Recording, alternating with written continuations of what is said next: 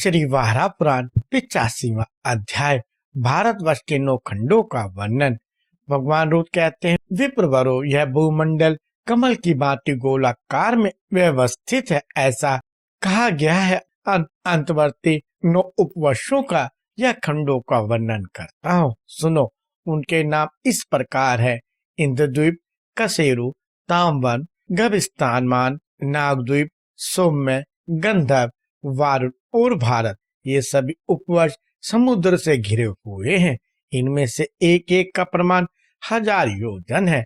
भारतवर्ष में 7 कुल संज्ञक पर्वत हैं, जिनके नाम इस प्रकार हैं: महेंद्र, मलय, सहाम, शुक्तिमान, ऋषगिरी, विंध्याचल और पारिजात। इनके अतिरिक्त बहुत से छोटे छोटे पर्वत हैं, जिनके नाम यूं बताए जाते हैं: मंदर, शारद, दद्दुर, कैलाश, मैनाक, वैदुत, वारमंधम, पांडुर, तुंगप्रस्थ, कृष्णगिरी, जयन, एरावत, ऋष्यमुख, गोमंत, चित्रकूट, श्री पर्वत, चकोरकूट, श्रीशैल और कित्स्थल। इनमें भी कुछ छोटे बहुत से दूसरे पर्वत हैं, जिनमें आर्य तथा मलेच्छ लोगों के जनपद हैं।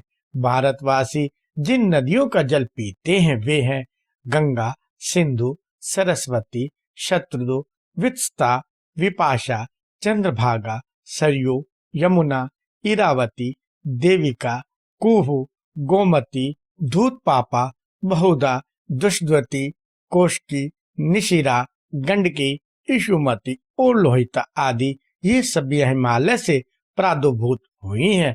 परियात पर्वत से निकली हुई नदियों के नाम इस प्रकार हैं: वेद स्मृति, वेदवती, सिंधु, पनाशा, चंद्रभागा, नर्मदा, सदानीरा, रोहिणीपारा, चर्मवंती, विदिशा, वेत्रवती, क्षिप्रा, अवंती और कुंती, सोन, ज्योतिषता, नर्मदा, सुरसा, मंदाकिनी, दशाना, चित्रकूटा, तमसा, पिपला, करतोया, पिशाचिका, चित्रोत्पला, विमला, विशाला, वजनका, बालुवाहिनी, शुक्तिमती, विरजा, पंकनी और रात्रि।